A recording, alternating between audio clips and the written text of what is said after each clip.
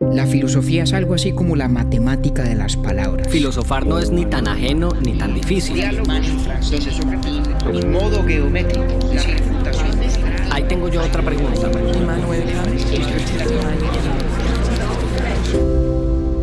Urbi et Orbi a la ciudad y al mundo. Buenos días, buenas tardes, buenas noches. Acaba usted de comenzar a escuchar el episodio número 41 de un podcast sobre filosofía, el primero de su cuarta temporada. Y nuestros 5 muy queridos pelagatos han jugado un papel muy importante para que nuestro entusiasmo no solo se mantenga, sino que aumente con el tiempo.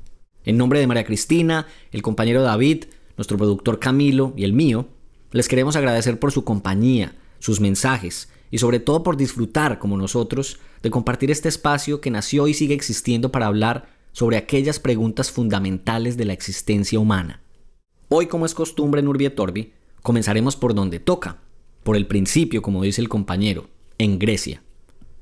Esta vez con un diálogo platónico temprano conocido como Eutifrón. En este, su protagonista Eutifrón se encuentra con Sócrates en las puertas de la corte, cada uno llevado por razones distintas. Precisamente son las de Eutifrón las que le permiten a Sócrates iniciar una conversación que tiene por objeto encontrar aquello que define el carácter de lo santo y de lo impío. Como nos lo contará el compañero, podría aplicarse también a la discusión sobre lo justo. En Eutifrón, Platón aborda este problema de una manera clara, entretenida y además muy corta, una lectura que les recomendamos 100%. Esto es Urbi et Orbi, cuarta temporada, la justicia de los dioses.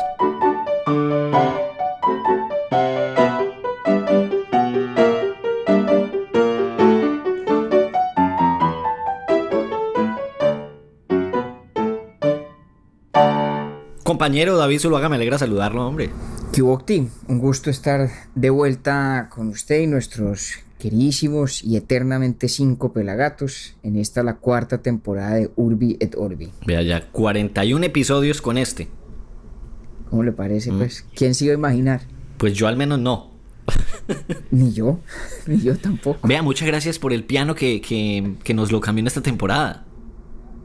Hombre, sí, idea suya y de María Cristina que renováramos un poquito, digamos, la fachada sonora de Urbi et Orbi. Entonces resolvimos dar un salto en el tiempo y pasar de Bach a este pequeño fragmento de una transcripción para piano de un tango que compuso, imagínese, un violinista danés. Vea usted. Que se llamaba Jacob Gede. Muy bello el tango, Celos se llama. Celos se llama. Vea, yo de Celos solamente tenía una composición que me gusta mucho. Yo creo que usted escuchaba a Willy Colón. Sí, claro. Bueno, Celos es una canción interpretada por él, pero no la escribió él. La compuso José Ruiz. También es muy bonita. Ah, no sabía. Bueno, para los que no sepan, el piano de Urbi et Orbi es interpretado por el maestro David Zuluaga.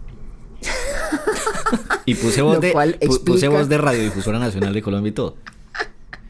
Lo cual explica la mediocridad de la interpretación, pero pues es con mucho cariño y en honor al hecho de que esto no es ni dejará de ser nunca un proyecto pues muy casero, sí. Una especie de famiempresa con mínimo ánimo de lucro, que es lo que es Urbi et Orbi. Tal cual, entonces aquí nosotros nos vamos satisfaciendo los antojos mutuamente. Y entonces por eso usted nos cumplió que teníamos María Cristina y yo desde la temporada 3. Y ya pues ahora lo cambiamos en el 4. Vea, y el dato inútil pero divertido tiene que ver también un poco con música. Porque como le parece que hace un par de semanas entré a Spotify a buscar Urbi et Orbi porque tenía que revisar un capítulo ahí, la introducción de un capítulo, a ver si ya había hecho el cambio. Y entonces cuando estaba tecleando las letras, la U, la R, la B, y la I, me salió un músico, un trombonista que se llama, digamos que se escribe Urbie Green. Y se pronunciaría como, ¿cómo se pronunciaría? Orbi. Pues sí, Urbi Green. Yo. Urbi Green. ¿Y qué tal es? Bueno. Un trombonista, pues muy de jazz, nacido en Alabama. Es una música, hombre, que infortunadamente es muy buena, pero que se la tiraron en los ascensores y en los centros comerciales. Sí me hago yo entender ahí con ese comentario. Creo que sí. Pero bueno, tiene la oportunidad. A mí me gustaron varias cosas y yo no lo conocía. O sea, me lo encontré por pura casualidad gracias al algoritmo ahí de don Spotify. Ese es el dato inútil pero divertido. Ahí ya lo va a mandar por WhatsApp. Si yo ya fui capaz de escucharme todo un playlist de Taylor Swift, no voy a ser capaz de darle la oportunidad a nuestro vecino de nombre, Herbie. Tal cual. Pues, hombre, Y ahí mándemelo. encontró usted más de una canción buena que le gustó de Taylor Swift, ¿no? Sí. Eso es cierto. Bueno, compañero, pues entonces nada, aquí estamos arrancando la cuarta temporada de Urbi et Orbi, y como siempre, como es costumbre, con los griegos, ¿no? Sí, señor. Porque, pues ya lo hemos dicho otras veces, ¿no? Pues ¿por dónde empieza uno? Por el principio. Y por fortuna para nosotros, si es que vamos a hacer muchas temporadas más de este podcast, el principio de la filosofía es inagotable, inabarcable, y daría para tantos y tantos capítulos. Entonces es una cantera que no deja nunca de ofrecernos maravillosos frutos y excusas para hablar de filosofía, la cantera de los griegos. Y fíjese usted cómo lo que vamos nosotros a hablar hoy coincide absolutamente con lo que usted acaba de decir de el propósito de la filosofía es inagotable e inabarcable, porque el mismo Sócrates, en este diálogo que ya usted nos va a describir más en detalle, al final esa es la conclusión que me dejó a mí absolutamente satisfecho y maravillado. Sí, señor. Pues hombre, vea, este es un diálogo platónico, es decir, es un diálogo escrito por Platón, que como casi todos los diálogos de Platón tiene por personaje principal a Sócrates. Es además uno de los diálogos que se considera tempranos, ¿sí? Aquellos en los que en teoría Platón está más probablemente transcribiendo o relatando, digamos, puede que conversaciones reales, pero en todo caso las ideas más fidedignamente de Sócrates, mientras que en otros diálogos posteriores, muchos académicos creen, Sócrates se convierte más bien en la ocasión o en el conducto a través del cual Platón expresa ya sus propias ideas. Entonces este es un diálogo de esos que llaman tempranos, se llama Eutifrón, que como casi todos los diálogos platónicos, pues el nombre deriva de quién es el interlocutor principal de Sócrates, que en este caso es un personaje que se llama Eutifrón, ¿cierto? Adivino el hombre y toda la cosa, ¿no? Claro, y es un diálogo muy chévere porque es muy corto, es muy bello, y le decía yo a usted en estos días que me parece a mí capta a Sócrates, digamos, en toda su esencia, ¿no? Porque nos presenta a un Sócrates curioso, metiche, que se inmiscuye en los asuntos que no le competen para enredarle la vida a los demás, al final no ofrecerles ninguna respuesta y dejarlos pues hechos un ocho y enredados, que es lo que ocurre con nuestro amigo Eutifrón, ¿no? Tal cual, porque además llega, o sea, Sócrates llega a hacer una vuelta a la corte, que usted ya nos va a contar cuál es. O sea, él ya tenía bastante comida en el plato, pues más o menos, como para irle a complicar la vida al pobre Eutifrón, y se la volvió pues un desorden, tanto así que después al final Eutifrón le dice, no, yo me tengo que ir, pero estamos hablando en estos días. Más o menos Eutifrón termina escabulléndose, yo creo que con la secreta intención de jamás encontrarse a Sócrates nunca más por las calles de Atenas. Pero tal cual, lo que cuenta usted es cierto. Entonces están básicamente Eutifrón y Sócrates se encuentran entrando a la corte en Atenas. Sócrates porque va a defenderse, ¿no? Sí. Porque lo han acusado, le ha puesto más o menos una demanda, un tipo que se llama Melito, y la demanda pues tiene todo que ver con lo que después habría de ser la causal de su condena, que nos narra Platón en la Apología. O sea, ese es el primer episodio de Sócrates que termina después en su toma de la cicuta, ¿no? Bueno, sí, podríamos decir que sí. Eso a mí, yo dije, wow, eso es tremendo. Correcto. Entonces, este tipo, Melito, le puso pues la demanda a Sócrates de que estaba corrompiendo a la juventud. Lógicamente Melito parece ser un personaje bastante joven también. Entonces ahí está Sócrates, como dice usted, con bastante comida en el plato, administrando un lío judicial que le toca ir allá a resolver, y se encuentra con Eutifrón, que va en cambio a interponer él una acción judicial. Sí. Básicamente porque su padre causó la muerte a un esclavo suyo. Sí. El padre de Eutifrón, a un esclavo de Eutifrón. Y Eutifrón va a demandar al papá, a reclamar pues justicia en relación con su padre. cosa que de entrada pues plantea un problema interesante como de conflicto de lealtades, ¿cierto? Sí. Y ese problema de conflicto de lealtades es el que se presta para que Sócrates le plantea a Eutifrón la pregunta central de este diálogo, que es aquella de la cual queríamos ocuparnos, ¿no? Básicamente, pues Sócrates le dice, bueno, que por qué va a ir a hacer eso. Y Eutifrón le dice que porque eso es lo que corresponde a la santidad, a la piedad, a la buena conducta. En el diálogo se utilizan o se traduce el término del valor en cuestión comúnmente como santidad o piedad, pero bien podríamos hablar de justicia. Sí. Digamos que Eutifrón, en resumidas cuentas, le dice, pues esto es mi deber, y mi deber además para con los dioses, ¿no? Tiene una connotación sacra. Y ahí es donde arranca esta discusión. Y empieza Sócrates a indagar qué tanto entiende realmente Eutifrón acerca de la naturaleza de lo sacro, de lo santo, de la piedad. Ese es el tema de este diálogo. Sócrates se está metiendo donde nadie lo ha invitado a ver si Eutifrón realmente sabe qué es lo que significa aquello que supuestamente inspira y explica su conducta. Y el pobre Eutifrón queda aquí en una maraña y en un enredo que dura lo que tarda el diálogo mismo, y al cabo del cual sale, pues, no digamos que con respuesta clara, ¿cierto? Sí. Este diálogo es muy, muy importante porque plantea un problema que en mi concepto es de perfecta actualidad acerca de la relación entre la divinidad y la bondad, o la justicia, o lo correcto, ¿no? Repito, que en el contexto del diálogo se refiere Platón a todo eso como lo santo o lo pío, la piedad o la santidad. Uh-huh. Y el problema básicamente es el siguiente. Y es que cuando Sócrates increpa a Eutifrón y le dice, venga Eutifrón, si usted dice que está viniendo a demandar a su papá porque eso es lo que corresponde a la santidad o a la piedad, ¿qué es lo santo? ¿Qué es lo pío?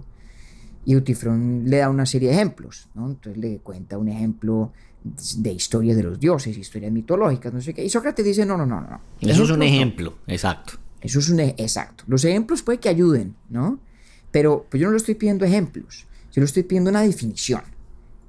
Deme el concepto que hay allí detrás, ¿cierto? Sí. Y entonces Eutifrón aventura allí una hipótesis. Y dice, lo pío es aquello que es amado por los dioses.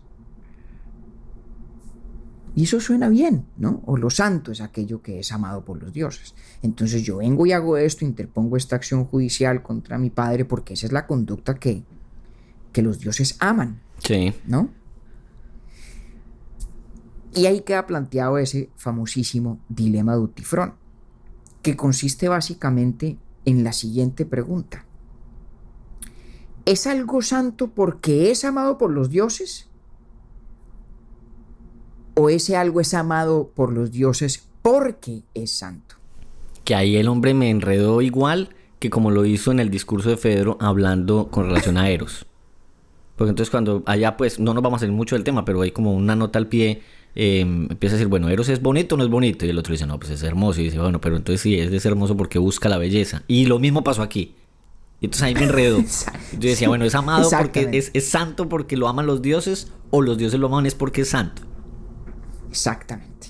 Entonces, como decía, para traducir de pronto este dilema de Eutifrón a un lenguaje un poco más próximo a lo nuestro, ¿cierto?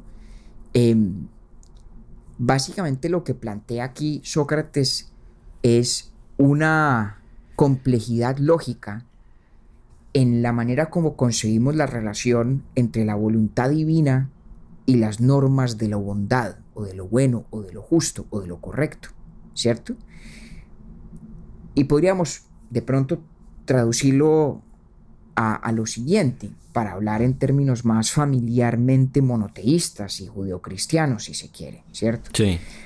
La gente dice que Dios es bueno, pero entonces habría tal vez dos formas de explicar esa bondad divina. Una sería decir que hay ciertas cosas que son buenas en sí mismas porque lo son, punto, independientemente de la voluntad de Dios. Sí. y que Dios es bueno porque su voluntad siempre está conforme a esos principios de lo bueno. O podríamos decir que la bondad divina consiste en que lo bueno es simplemente aquello que emana de la voluntad de Dios. Lo que sea que Dios decida que es bueno es, por lo tanto, en consecuencia, bueno. Y esta es una discusión bien importante y bien compleja, porque además tiene que ver, sobre todo cuando se la traduce a este ámbito del monoteísmo, digamos, judeo-cristiano, tiene que ver con si la bondad es de hecho compatible con la omnipotencia. Ok.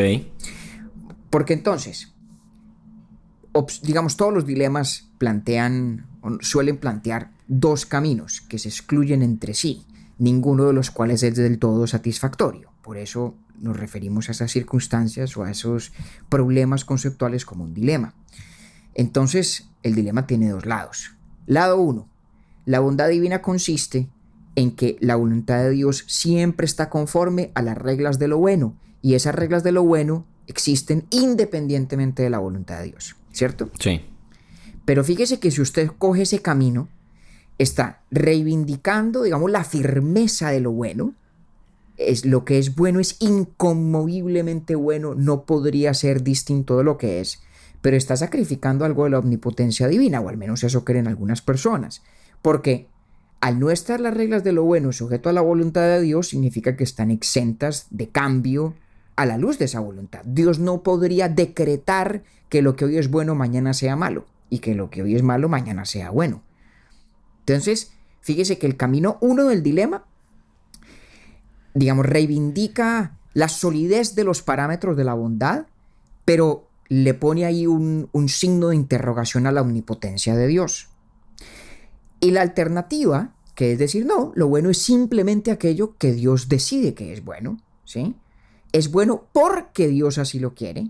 No es que Dios quiere lo bueno porque la voluntad divina se acopla a los principios de la bondad, sino al contrario. Entonces, si usted se va por ese camino, reivindica por completo la omnipotencia divina, ¿cierto? Dios podría en principio querer que lo que hoy es bueno mañana no lo sea, o hubiera podido querer que no lo fuera desde los principios del universo, ¿sí? Pero le pone un signo de interrogación a la firmeza de la bondad, por decirlo así, ¿cierto? A qué tan inconmovibles son esos principios de la bondad, porque queda abierta la posibilidad lógica de que lo que decimos hoy que es bueno hubiera podido no serlo. Eso tiene que ver con unas discusiones en filosofía muy interesantes y muy importantes sobre el concepto de la omnipotencia, que es un concepto bien complejo y bien difícil de explicar y de articular. Y por ejemplo, Descartes creía que este dilema de Utifrón en relación con lo bueno, con lo justo, con lo santo, con lo pío, también aplicaba las leyes de la lógica. Por eso el dios de Descartes, era un dios que estaba exento de las leyes de la lógica. Las leyes de la lógica eran las que Dios decidió que hubieran podido ser distintas, cosa que muchos otros filósofos creen que discuten. que les parece ilógico, ¿no? Entonces, quiero decir, este dilema que plantea Platón en el diálogo de Eutifrón reverbera a lo largo y ancho de la filosofía y de la historia en torno a esta discusión sobre la naturaleza de la divinidad y cómo el poder de la divinidad se relaciona con los parámetros del buen vivir, de la buena conducta, de lo que aquí Platón llama, repito, lo pío o lo sacro. Esto como para que entendamos por qué este diálogo tiene la fuerza y la actualidad que, en mi opinión, conserva y a plenitud. Porque lo que parece, digamos, un poquito desconectado de nuestra realidad se puede traducir perfectamente a términos que están bien próximos a nuestra forma de ver el mundo. Porque ya vio usted cómo a nuestra propia concepción de la divinidad también se le puede aplicar este dilema de Eutifrón. ¿Es lo santo porque los dioses lo aman, o los dioses aman lo santo porque es santo? Ese es el dilema con el que Sócrates empieza a tejer este laberinto conceptual del que Eutifrón en últimas no tiene más alternativa que escabullirse. Que decirle que le entró una llamada. Pero básicamente. Pero digamos que yo me me apareció una pregunta y que de hecho usted ya la abordó, y es, ese diálogo lo que le abre el camino un poco es como a la justificación teológica de una religión monoteísta. ¿Y por qué se lo pregunto? Porque Sócrates le dice a Eutifrón: es complicado definir el carácter de lo santo o de lo impío en un mundo como el de ellos, en donde había varios dioses. Y no siempre todos los dioses estaban de acuerdo o perseguían lo mismo. De hecho, había enfrentamiento entre ellos. Entonces decía Sócrates, lo que puede ser santo para un dios puede no serlo para otro. Entonces, ¿cómo define usted ese carácter si lo que necesita es, lo que usted está diciendo, don Eutifrón, que lo santo es aquello amado por todos los dioses? Por los dioses es lo que dice primero, ¿no? Muy bien, muy bien, muy bien. Entonces, separemos de pronto dos cosas, Octi. Lo que yo venía diciendo ahorita era tal vez para ayudarle a nuestros 5 pelagatos a ver que esa formulación tal vez un poquito anticuada de la idea de este diálogo, ¿no? La relación entre la santidad y lo que es amado por los dioses, en realidad se puede traducir a términos perfectamente cercanos y familiares para nosotros. Eso, digamos, a manera de explicar por qué este diálogo nos pareció interesante de abordar. Pero lo que usted dice es bien importante porque ya nos mete dentro de la dialéctica de esa conversación. Una de las cosas que a mí me gustan mucho de este diálogo es que se presta para una muy clara y muy nítida reconstrucción dialéctica. Sí. Donde básicamente hay un tire y afloje. Eso es como una mesa de ping-pong filosófica. Sí, donde es muy Sócrates sabroso. le tira una... Exacto, una delicia, porque Sócrates le tira una pelota a Eutifrón y Eutifrón se la devuelve y este vuelve y le tira y Entonces, de pronto reconstruyamos un poquito eso para que veamos dónde entra este punto que usted precisamente señala, además con mucho tino. Sócrates, decíamos, arranca la conversación pidiéndole a Eutifrón que le explique, bueno, qué es lo santo o qué es lo pío, ¿sí? Y Eutifrón le da unos ejemplos.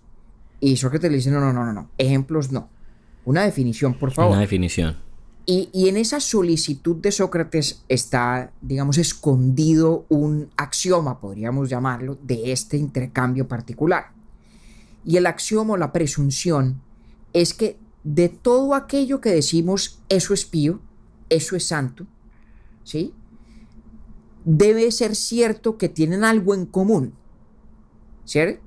Sí. Que hay un criterio o unos criterios que se aplican unívocamente a todas las cosas de las cuales predicamos la santidad o la piedad.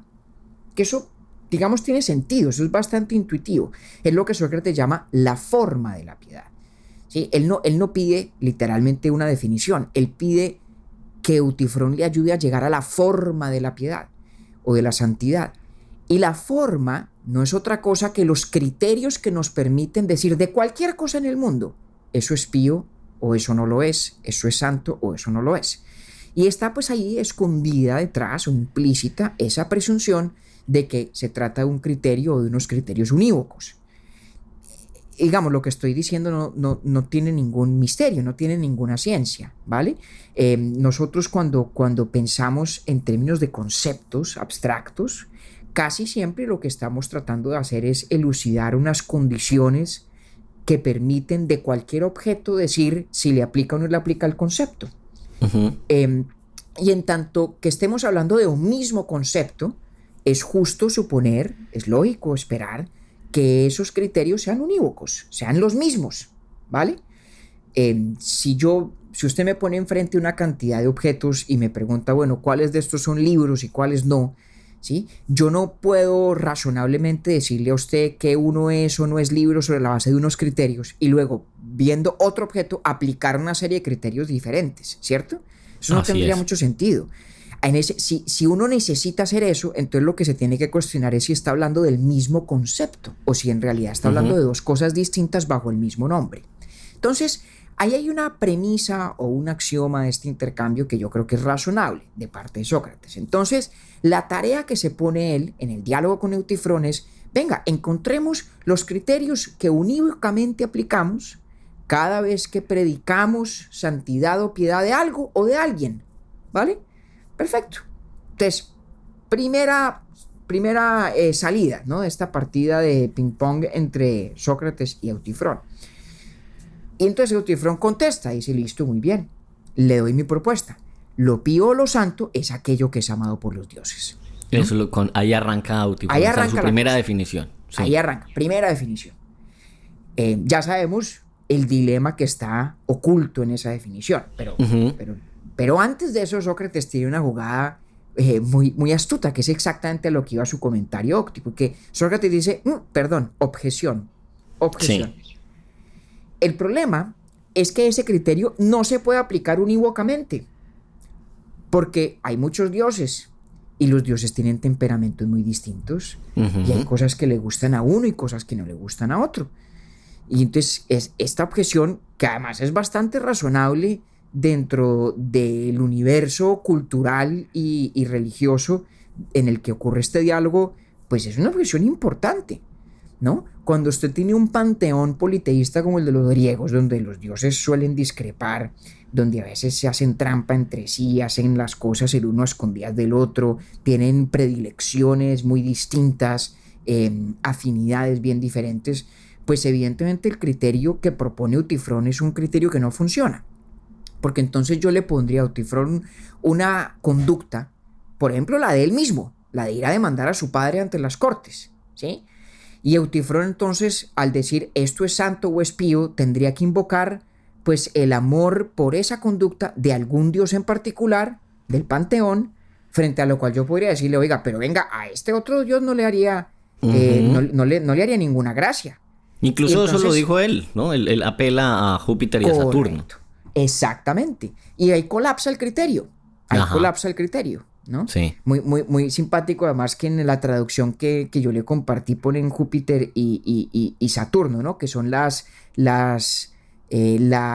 versiones latinas de los nombres de los correspondientes dioses griegos. Muy, muy curioso que en esa traducción se use eso y no Zeus y Cronos, ¿no? Ajá. Pero bueno, el cuento aquí importante es que ese criterio es bien difícil de defender, el que propone Eutifrón, de cara al politeísmo. Entonces, en cierto sentido, usted tiene razón, porque la respuesta que plantea Eutifrón en relación con esa objeción de Sócrates, básicamente dice que el politeísmo, en esta teoría de la santidad o de la piedad, como aquello que los dioses aman, solamente es viable si es posible el consenso de los dioses, ¿no? Sí. Porque entonces ahí es donde Eutifrón le devuelve la pelota a la objeción y propone la segunda definición. Ajá. Y dice, algo es pío o santo, ¿sí? En la medida en que es amado por todos los dioses. Todos los dioses. Entonces, como quien dice, bueno, ok, Eutifrón ahí logra escabullirse del problema del politeísmo, pero queda planteada esa inquietud que usted con toda la razón señala, porque en un panteón como el griego, pues pensar que haya consensus deorum, ¿no? El consenso de los dioses es relativamente implausible, y si lo hay sobre muy poquitas cosas. Entonces, si uno llegara incluso a aceptar la definición de Eutifrón, queda bastante reducido el espectro o el universo de lo sacro, de lo santo o de lo pío, porque vaya, ponga usted de acuerdo a todo ese gentío de dioses. Claro, sería muy poco lo santo en esa segunda interpretación de él. Exactamente. Lo cual es un problema, ¿no? Sócrates no se va por ahí. Sócrates como que deja que Eutifrón sostenga esa segunda definición del consenso de los dioses. Pero fíjese que tiene ese problema. Si los dioses son una pluralidad tan variopinta, tan heterogénea como en efecto lo eran en el panteón griego, pues la posibilidad del consenso es menguada. Y de la misma manera tendríamos que decir, se restringe el universo de lo pío o de lo santo, ¿no? Sí. Entonces, ahí, después de esa definición, donde Sócrates deja que Eutifrón medio rescate la visión politeísta, ahí es cuando Sócrates saca su argumento principal de este diálogo, que es cuando dice, venga un momentico, pero es que la piedad o la santidad es lo que debería justificar el amor divino, no a la inversa. Lo lógico es que los dioses amen algo porque ese algo es pío o santo, o ese alguien. Y no al no que contrario. su carácter se deba a que los dioses lo amen. Exactamente, exactamente. O sea, Sócrates lo que está diciendo es que la actitud de los dioses frente a los asuntos humanos sería incomprensible, sería ininteligible si no fuera una respuesta a las características de las conductas o de las personas humanas. Sería una absoluta arbitrariedad el amor de los dioses si no fuera ese amor una respuesta al hecho de que su conducta o la mía o su carácter o el mío son efectivamente píos o santos. Esa es la objeción fundamental de Sócrates acá, ¿cierto? Sí. Y Eutifrón se da cuenta. Eutifrón se da cuenta que aquí hay un problema. Eutifrón se percata del hecho de que si su definición de lo sacro, de lo santo y de lo pío permanece anclada en el hecho, digamos, contingente del amor de los dioses, digo contingente porque, pues en principio los dioses podrían o no podrían amar lo que aman, si sigue anclada a eso, pierde firmeza la noción de lo pío. Lo que decía yo al principio, ¿cierto? Como que hace agua, se queda sin sustento propio, queda amarrada a ese amor divino que podría ser o no ser, cuando instintivamente buscamos que los criterios de lo pío, los criterios de lo santo, que traducido a nuestra circunstancia más contemporánea podríamos decir los criterios de lo justo, nuestra búsqueda es que esos criterios sean firmes y puedan estar en su propia ley, en sus propios términos. Y al darse cuenta de esto, Eutifrón hace un giro importante. Dice, ok, está bien, no lo definamos en función de las actitudes de los dioses. Hagamos que las actitudes de los dioses respondan a la piedad o a la santidad. Entonces propone su tercera definición o su tercera tesis, donde dice, mire, algo es pío o santo si es necesariamente justo. Ahí lo escala ya. Esa es la siguiente etapa del planteamiento de Eutifrón. Exactamente, pero fíjese que en esta etapa ya Eutifrón está diciendo, uy, caramba, tiene razón Sócrates. Claro. Yo no Entonces, puedo amarrar la concepción de lo justo, no puedo hacer que el criterio de lo justo, perdón, de lo pío, de lo santo, sea el favor divino.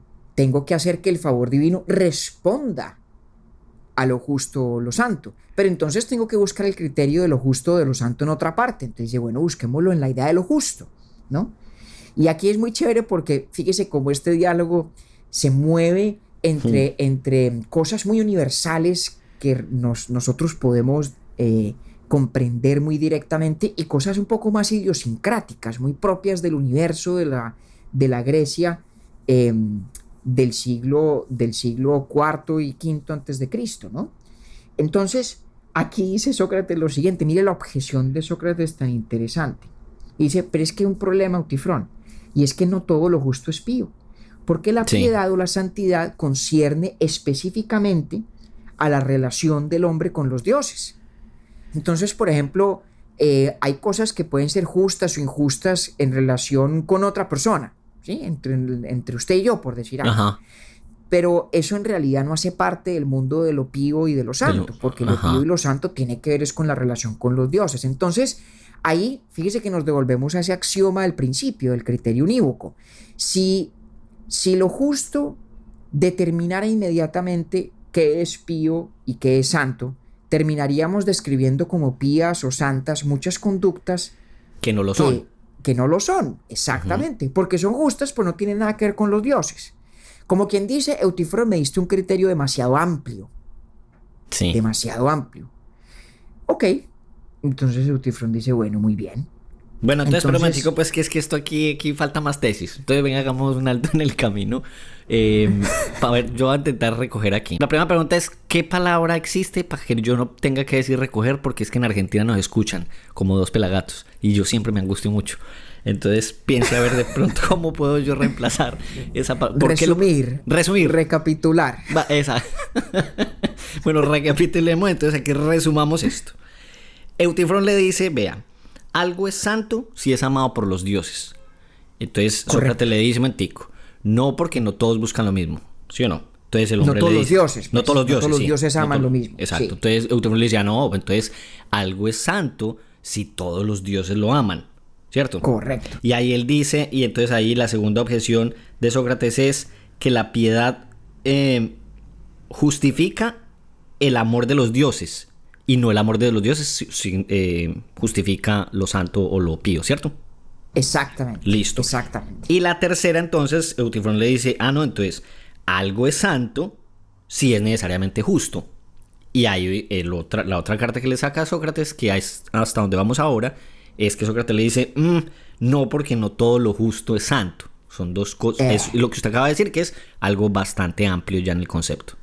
Vamos bien. Exactamente, porque lo pío y lo santo tiene que ver directamente en la relación del ser humano con la divinidad. Con la y divinidad. Lo justo abarca un espectro más amplio. Entonces dice, demasiado grande el criterio.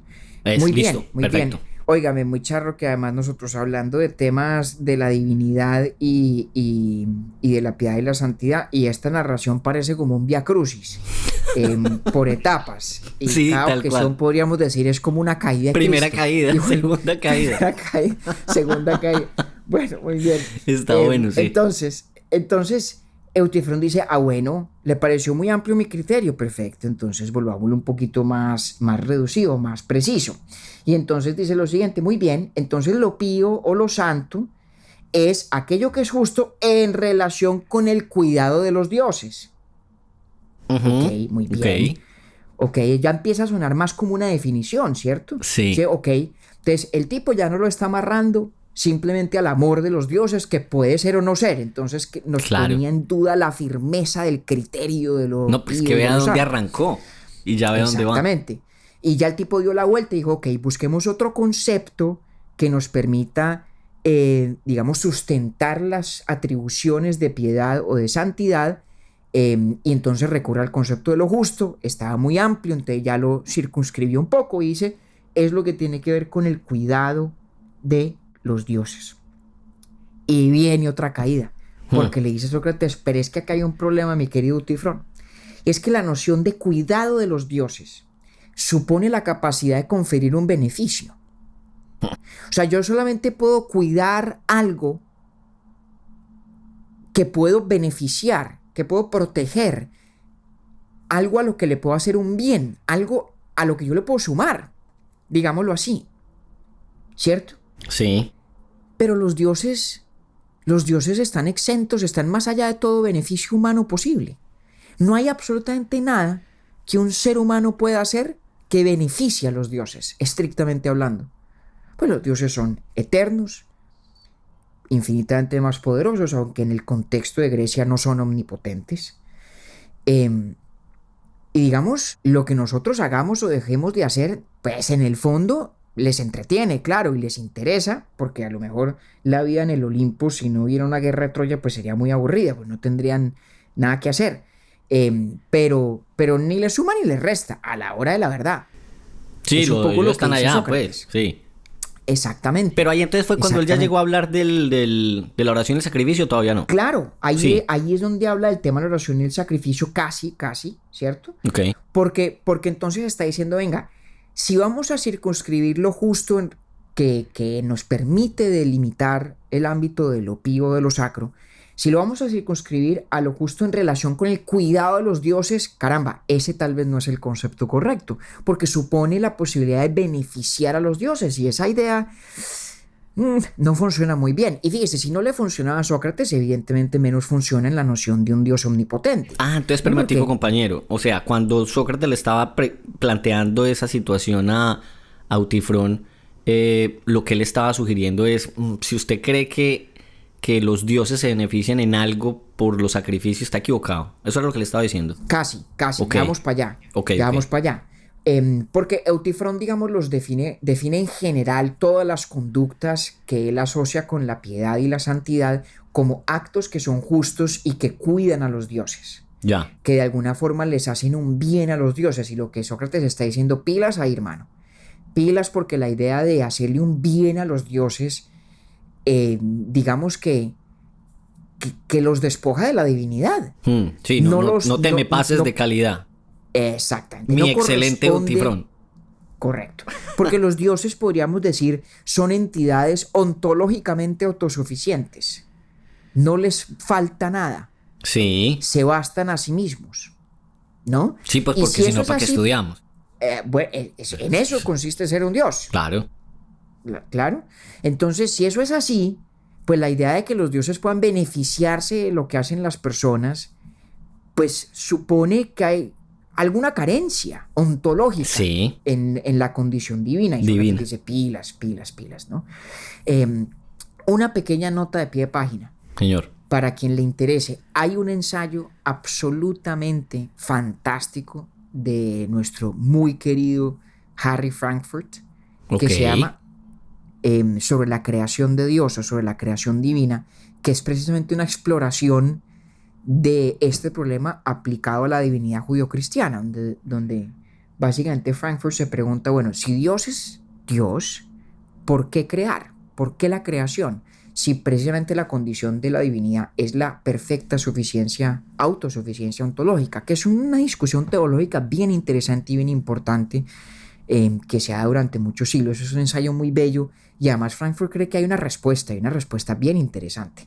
Algún día de pronto le hacemos capítulo. Más de uno yo creo que lo va a querer leer porque el libro de Frankfurt es el libro más leído por los pelagatos. Yo estoy que le mando una nota pues a Frankfurt a decirle, oiga, ¿cómo vamos ahí? Sí. Algún día le hacemos capítulo a ese ensayo porque además Frankfurt tiene una respuesta muy bella, muy interesante, ¿no? Está bueno eso. ¿Cómo se llama el ensayo, compañero? El ensayo, por su título en inglés, On God's Creation, sobre la creación de Dios o la creación divina, y está en una colección de ensayos suya que se llama Volition, Necessity and Love, que es muy buena. Entonces, pero me devuelvo un poquito a nuestro ping-pong dialéctico entre Sócrates y Eutifrón, ¿no? Entonces íbamos en que Eutifrón dice lo santo y lo pío es aquello que es justo en relación con el cuidado de los dioses. Sócrates le dice, hey, pilas con la concepción de la divinidad, porque esta idea de cuidado supone conferir un beneficio, lo que a su vez supone una cierta carencia ontológica en lo divino, y lo divino es divino porque no carece de nada desde el punto de vista ontológico, o por lo menos no carece de nada que los seres humanos puedan suplir, más bien, ¿no? Sí.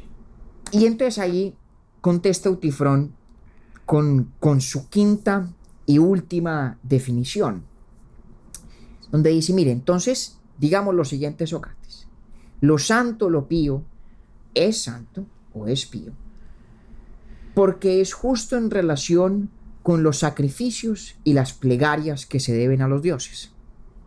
Que va a lo que usted señalaba. Sí. O sea, Eutifrón dice, es la justicia en relación con la conducta que tiene que ver con la divinidad, pero no bajo la presunción de que beneficie a la divinidad, ¿cierto? Sino que le presta un servicio.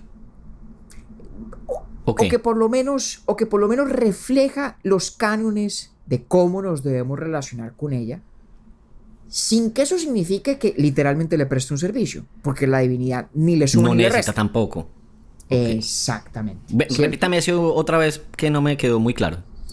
Entonces, decíamos que la idea de lo justo en relación con lo pío y lo santo no puede ser algo que esté dado en función del beneficio a los dioses. Hasta ahí vamos bien, sí. Entonces el tipo dice, Eutifrón dice, bueno, entonces no es en relación con el beneficio, es con los sacrificios y las plegarias que se le deben a los dioses. Y entiéndase allí, por sacrificios y plegarias, todas las conductas que nosotros creemos reflejan el correcto relacionarnos con la divinidad. Ya. Sin la presunción de que eso le suponga un beneficio a los dioses o a Dios. Y eso es razonable, porque uno podría pensar, por ejemplo, que para una persona de fe, la oración o el ir a misa, por ejemplo, eso es la forma correcta de relacionarse con Dios, sin que esa persona piense que es que Dios se beneficia de que uno haga esas cosas. Claro, ¿no? Se parece más como a la gratitud con la divinidad. Por ahí va la cosa. Entonces Eutifrón responde a la crítica de Sócrates y separa la idea del beneficio o del cuidado de la idea de que simplemente estas son las conductas apropiadas.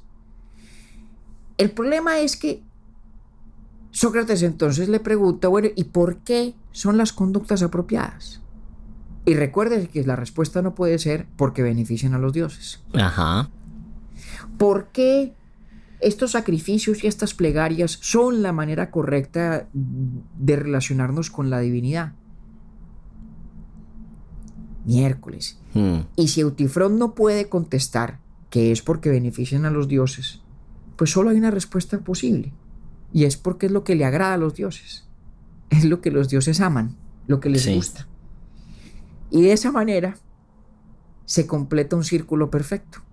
Porque entonces la quinta definición de Eutifrón, donde dice que lo santo o lo pío lo es porque es lo justo en relación con las plegarias y los sacrificios que se ven a los dioses.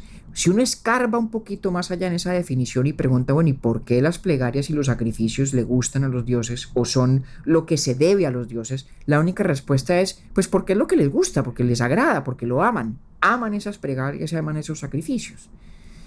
De manera que la quinta definición en realidad devuelve a la primera. Indiscernible de la primera. Exactamente. Es amado por los dioses. Exactamente. Entonces, el diálogo o el juego de ping-pong con Eutifrón termina exactamente donde empezó. En que algo es santo o es pío porque agrada o es amado por los dioses.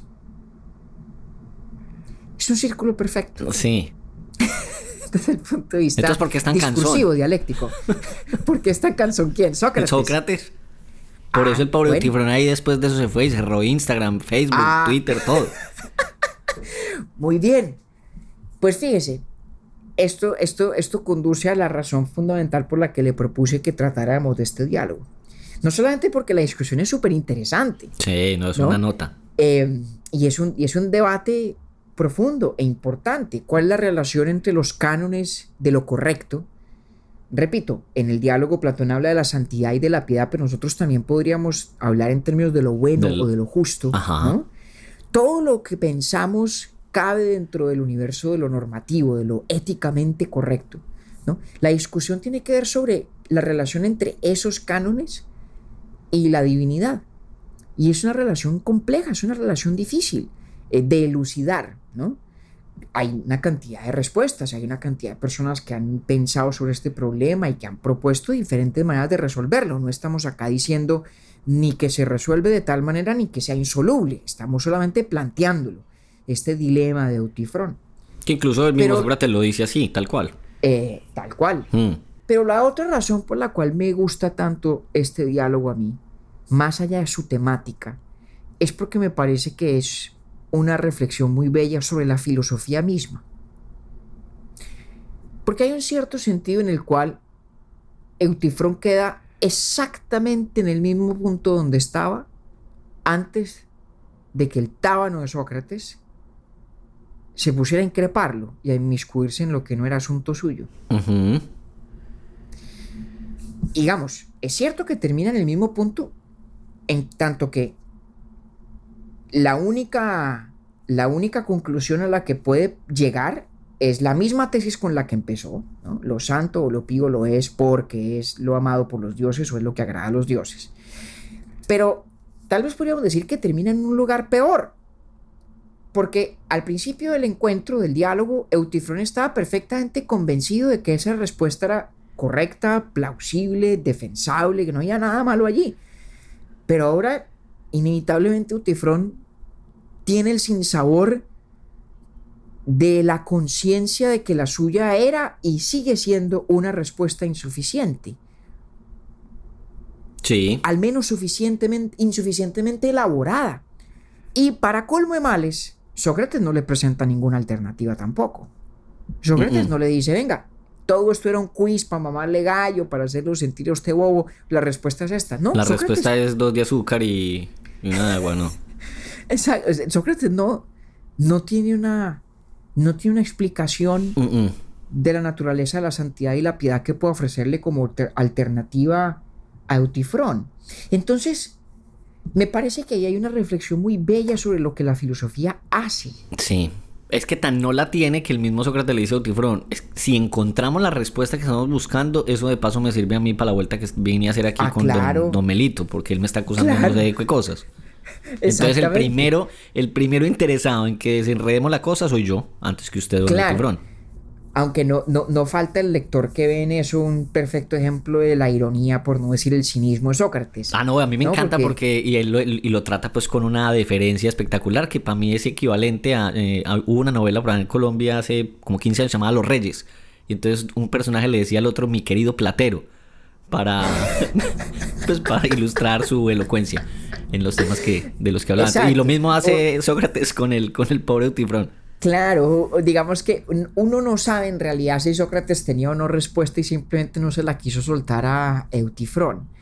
Em, pero lo cierto es que yo creo que este intercambio dice varias cosas importantes sobre la filosofía misma, además de todo lo que dice sobre este dilema de Eutifrón, como se le conoce en la literatura, sobre la materia y, repito, sobre la sustancia del debate, que es mucho. Pues lo que dice sobre la filosofía es de igual importancia. Lo primero es que yo creo que es una expresión muy vívida de algo que hemos dicho muchas veces, Octi, y es que el propósito del filosofar sí, es llegar a ciertas respuestas, pero muchas veces es la mera elucidación de los problemas, el Hmm. mero comprender del laberinto donde estamos y creemos no estar, ¿no? Es, es esclarecer la confusión de la que a veces no somos conscientes. Y ahí sí la verdad, pues al menos yo le siento a Sócrates en ese diálogo un interés máximo por eso, por entender Claro, más que por ganar el argumento. O sea, él no quiere dejar a Eutifrón como un zapato, lo que quiere es mirar que ahí claro, la definición le falta y pues ¿qué hacemos? total, total. Entonces, por lo menos en mi lectura del diálogo, no, la pregunta que yo me hago muchas veces es, bueno, ¿será que el Eutifrón que emerge de este intercambio con Sócrates es igual al que iba rumbo a la corte a denunciar a su padre? Pues hombre, yo creo que no es el mismo ya, Yo tampoco inevitablemente, creo. ¿no? Yo tampoco Porque, creo. porque si Eutifrón llega al diálogo convencido de que sabe exactamente qué es la piedad, probablemente sale sabiendo que no sabía. ¿Qué es exactamente en lo que consiste la famosa sabiduría socrática? Solo sé que nada sé. Ujú. La sabiduría de Sócrates proverbialmente consiste exactamente en lo que Eutifrón experimenta de golpe por primera vez en este intercambio. Y mire que, Es y la como termina. conciencia de no saber. Claro. Sí, y mire que y él termina no diciendo Eutifrón, él termina no diciendo, bueno, no, vea, muy, muy interesante y todo, pero yo voy para la corte porque definitivamente esto es lo que pienso y hasta luego. Él lo que le dice es, bueno, hasta aquí llegamos, tengo precisión de dejarte, dice en la traducción que usted me compartió, y ahí queda, y ahí terminó. Pero nunca Sí. dice Platón en palabras o en la voz de Eutifrón que definitivamente él sigue con su empeño de ir a demandar a su padre. Eso no lo dice. Entonces yo Sí. también por eso siento que Eutifrón no es el mismo que termina que el que comenzó. Y no puede serlo. Y tal vez lo que más me intriga a mí, algo que también he dicho, a lo que he aludido en varias oportunidades, en muchos capítulos, Octi, es que es imborrable el efecto de este diálogo en Eutifrón. No hay manera de deshacerlo. Una vez uno sabe que no sabe, ese es un conocimiento o una conciencia que se vuelve ya irrenunciable, de Ujú. la cual no hay escapatoria.